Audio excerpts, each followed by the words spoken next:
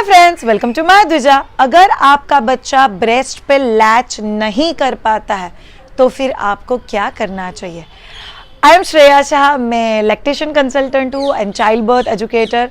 मैं कपल्स को तभी से ट्रेन करती हूँ जब इसे वो बच्चा प्लान कर रहा है, प्रेग्नेंट है, post delivery care, baby care, breast feeding, baby development.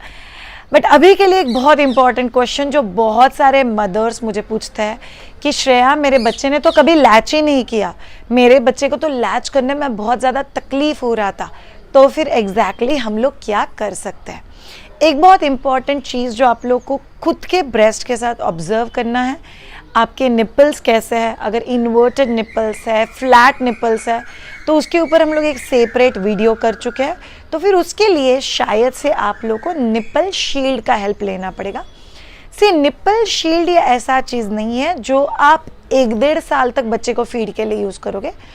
मेरे कुछ स्टूडेंट्स के साथ हम लोगों ने वो भी सजेस्ट किया हुआ है, बट मेजरली निपल शील्ड ये ऐसा चीज़ है जो बच्चे को सक करना सिखाता है।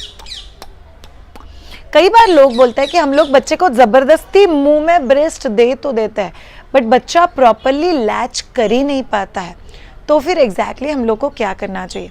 अगर आप नए मदर हो या ड्यू डेट के आसपास हो या ऐसी मम्मा हो जिसके बच्चे ने कभी भी लैच नहीं किया, तो ये वीडियो आपके लिए एंड तक देखना बहुत ज़्यादा ज़रूरी है। सबसे पहले जानते हैं रीजंस क्यों बच्चा लैच नहीं कर पाता है। इसका सबसे इम्पॉर्टेंट वजह आपके डिलीवरी से रिलेटेड है। कई बार लोगों को ये बात पता ही नहीं है कि डिलीवरी का एक बहुत बड़ा इम्पैक्ट ब्रेस्ट फीडिंग पे होता है। क्या आपको एनेस्थेशिया दिया गया था? क्या आपके सिजेरियन डिलीवरी के वक्त पेट में इंजेक्शन दिया गया था? क्या किसी वजह से बच्चे के साथ सेपरेशन क्रिएट हुआ था? क्या किसी वजह से मम्मा को ओवर मेडिकेशन या किसी चीज़ से ओवर स्टिमुलेशन किया गया था? लास्ट बट नॉट लीस्ट, क्या किसी वजह से मम्मा का इमोशनल हेल्थ ठीक नहीं था, जहाँ पे मम्मा को फेलियर की तरह फीलिंग हुआ कि नहीं, मैं नहीं कर पाई, मुझसे नॉर्मल डिलीवरी नहीं हो पाया, मैंने सब कुछ करने के बाद भी मुझसे वो चीज़ नहीं हो पाया। इन सब चीज़ों का इम्पैक्ट आपके बच्चे के ऊपर होता है और अल्टीमेटली बच्चे के लैच के ऊपर भी होता है। जब भी आपको कोई एनेस्थेशिया इंजेक्शन दिया जाता है तो ऑब्वियसली उसका असर बच्चे पे भी है, जो बच्चे के सकिंग रिफ्लेक्स के ऊपर असर करता है। ये बहुत इंपॉर्टेंट चीज़। दूसरा चीज़, ये मिरेकल है जो आप लोग को पता होना चाहिए। बच्चा सकिंग जो है, मतलब लैच के साथ जो सकिंग है, वो पेट के अंदर से 4th मंथ से प्रैक्टिस करता है। तो बच्चा पेट के अंदर ऑलरेडी ये चीज़ कर रहा है, सकिंग प्रैक्टिस। हम लोग एक बहुत अच्छी बात बोलता है कि बच्चा हर वो चीज़ सीख के आता है जो बच्चे के सर्वाइवल के लिए बहुत ज़्यादा ज़रूरी है। जैसे रोना बच्चे के लिए बहुत ज़्यादा ज़रूरी है, जैसे कि सक करना बच्चे के लिए बहुत ज़्यादा ज़रूरी है, सूसू पॉटी करना बच्चे के लिए बहुत ज़्यादा ज़रूरी है। तो बच्चा वो सब चीज़ें सीख के ही आता है। नेक्स्ट थिंग, अगर किसी वजह से बच्चे को अपॉर्चुनिटी ही नहीं दिया गया टू लैच एंड टू सक, तो फिर वो बच्चे लैच और सक नहीं कर पाते हैं। शायद इसका मतलब क्या कि अपॉर्चुनिटी ही नहीं दिया गया, से किसी वजह से बच्चे को चेस्ट पे नहीं दिया गया।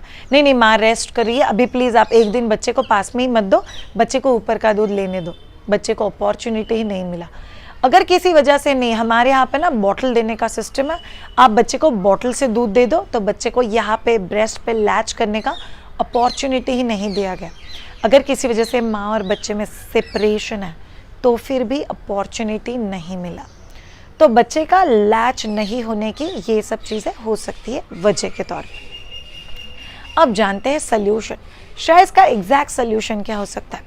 सबसे इम्पॉर्टेंट चीज़ समझ लो, ये सल्यूशन तभी ज़्यादा अच्छे से काम करेगा जितना आपका बच्चा छोटा है। जितना बच्चा बड़ा है उतना इस चीज़ को काम करने में थोड़ा सा ज़्यादा टाइम लगता है।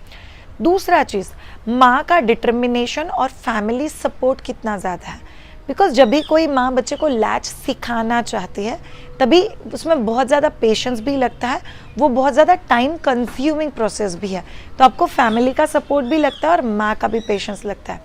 और तीसरा और बहुत इंपॉर्टेंट चीज़, हम लोग को रिलैक्स और नॉलेजेबल मदर चाहिए। जब भी माँ को सही गाइडेंस मिलता है, इनफैक्ट मेरे यूट्यूब पे कई वीडियोस पे कमेंट आ चुकी है जहाँ पे बहुत सारे लेडीज़ हमें बोलते हैं कि हमें शायद से सही गाइडेंस ही नहीं मिला, हमें पीडियाट्रिशियन से सही हेल्प नहीं मिल पाया, हमारे यहाँ पे जो लैक्टेशन कंसल्टेंट है उनके से सही हेल्प नहीं मिल पाया। ये सब चीज़ें कहीं ना कहीं अफेक्ट करती है कि एक माँ क्या कॉन्फिडेंटली ब्रेस्ट फीडिंग कर पाएगी। अभी जानते हैं बच्चे को लैचिंग करवाना कैसे सिखा सकते हैं। सबसे इम्पॉर्टेंट चीज़ जो आपको चेक करना है, ब्रेस्ट सॉफ्ट होना चाहिए।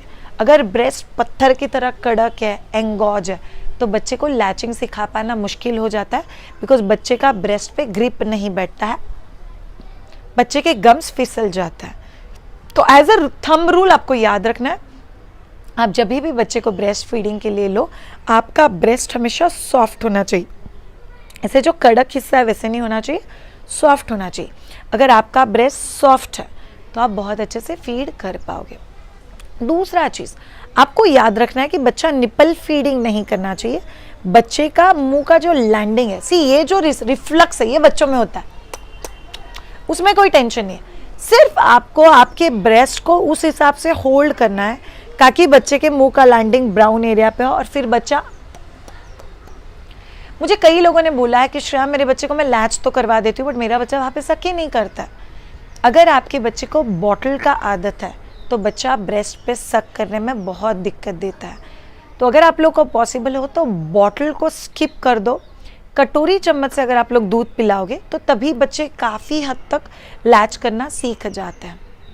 नेक्स्ट आइडिया इस बच्चे के मुंह में उंगली रख के बच्चे को सकिंग सिखाना। सो से आप फीडिंग के जो सिरिंज होता है उससे अगर बच्चे को दूध पिलाते हो तो फीडिंग का सिरिंज मुंह के एक तरफ अंदर डाल के एक एक बूंद दूध डालो, और उसके साथ ये जो उंगली है ये मुंह के अंदर रख दो। तो एग्जैक्टली कैसे रहेगा, एक तरफ से सिरिंज डाला हुआ और एक तरफ से उंगली है, और अब बच्चे को ये एग्जैक्टली उस टाइप का सकिंग हो जाता है जैसे हम लोग बोलते हैं लुक एट दिस। उंगली आपने अंदर डाला हुआ है, नाखून कट किए होने चाहिए, hygienically washed hands, you just put it inside, यहाँ से सिरिंज। तो बच्चा बेसिकली वही दूध पी रहा है जो आप लोग सिरिंज से अंदर डाल रहे हो, और वो बच्चे का काम काफ़ी हद तक सॉर्ट आउट कर देगा बच्चे को सकिंग सिखाने के लिए। नेक्स्ट थिंग आप लोग को ध्यान में रखना है कि बच्चे को जब भी भूख लगी है तभी बच्चे को ब्रेस्ट के ऊपर सकिंग के लिए लो, एंड दैट्स एक्सट्रीमली इंपॉर्टेंट। अगर आपका बच्चा लैच नहीं कर पा रहा है या सक नहीं कर पा रहा है तो फिर आप लोग को ब्रेस्ट के डिफरेंट होल्ड्स ट्राई करना बहुत ज़रूरी है।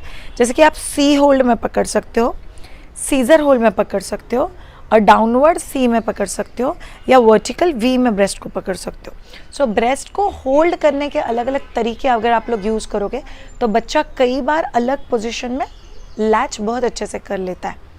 Next idea, you have to try to change the feeding position. कई बार फीडिंग पोजीशन चेंज करने की वजह से भी लैच सेट हो जाता है। से आप सोफे पे ट्राई कर सकते हो, रिक्लाइनर पे ट्राई कर सकते हो, सिटिंग फीडिंग ट्राई कर सकते हो, सो के फीडिंग ट्राई कर सकते हो। सो कम्प्लीटली डिपेंड्स ऑन आपको कितना एक्सप्लोर करना है, बट अगर आप पोजीशन को चेंज करके ट्राई करोगे तो वो काफ़ी हद तक बच्चे को हेल्प दे सकता है लैच करवाने के लिए। नेक्स्ट आइडिया, अगर आप लोग निप्पल के ऊपर खुद का कुछ दूध निकाल के निप्पल के ऊपर अगर ड्रॉपर से डालते हो तो वो कई बार बच्चे को सक करने के लिए मोटिवेट करता है और बच्चे का लैच सेट करने में हेल्प करता है। नेक्स्ट थिंग, अगर आपको लगता है शायद मेरा बच्चा लैच कर पाता है बट लैच मेंटेन नहीं कर पाता है तो फिर आप लोगों को रिवर्स प्रेशर सॉफ्टनिंग करना बहुत ज़्यादा ज़रूरी है। इसके रिलेटेड हम लोग एक डेडिकेटेड वीडियो कर चुके हैं, बट इट्स बेसिकली निप्पल के साइड के ब्राउन एरिया में pressure for 20 seconds, turn for 20 seconds, again pressure, turn 20 seconds pressure, turn 20 seconds pressure. So basically nipple के साइड के हिस्से में 20 सेकेंड्स अगर आप लोग प्रेशर करोगे तो इससे जो फ्लूइड कंटेंट होता है ब्रेस्ट के आगे के हिस्से में वो पीछे की तरफ चला जाता है और उससे मिल्क आगे आने में हेल्प होता है। एंड सेकेंडली ये टेक्निक बच्चे को अच्छे से लैच करवाने में बहुत ज़्यादा हेल्प करती है। Apart from that, be a relaxed mother, that's very important. Second, बच्चे को KCT दो, कंगारू केयर थेरेपी। अब ब्रेस्ट फीडिंग करते हो मतलब आप एक सक्सेसफुल मदर हो, ऐसी बात नहीं है, बट याद रखो जो बेनिफिट्स है ब्रेस्ट फीडिंग के वो आप ऑब्वियसली बच्चे को देना बहुत ज़्यादा ज़रूरी है। सो दिन में 2 से 3 बार टॉपलेस रहो, बच्चे को चेस्ट पे लो, बच्चे को काम डाउन करो, बच्चे को पास में लो, बच्चा कंटेंटेड हो तभी एक्टिविटी करो ताकि बच्चे को स्किन टू स्किन टच मिलेगा और बच्चे को वो सिक्योरिटी भी मिलेगा जो मिलना बच्चे का हक है। Next thing, take care of your diet and nutrition. बहुत सारे लोग की एक गलत फहमी है, इनफैक्ट इसके ऊपर हम लोग एक डेडिकेटेड वीडियो भी करेंगे। सब कुछ खाने के बाद भी दूध अगर नहीं बढ़ता है तो क्या करना चाहिए? खाना ये 30% पार्ट है जो आपके ब्रेस्ट मिल्क फ्लो को मैनेज करता है, बट जो बचा हुआ 70% है वो आप लोगों को करना बहुत ज़्यादा ज़रूरी है। तो उसके ऊपर ज़्यादा फोकस करो, जैसे कि रिवर्स प्रेशर सॉफ्टनिंग है, KCT है, कंगारू केयर थेरेपी है, बच्चे को अलग अलग पोजीशन में लेना है, बच्चे को ब्रेस्ट के पास लेके जाके वो स्मेल करवाना है, अलग अलग वे में ब्रेस्ट को होल्ड करना है। तो ये चीज़ें आपके लिए बहुत ज़्यादा ज़रूरी है।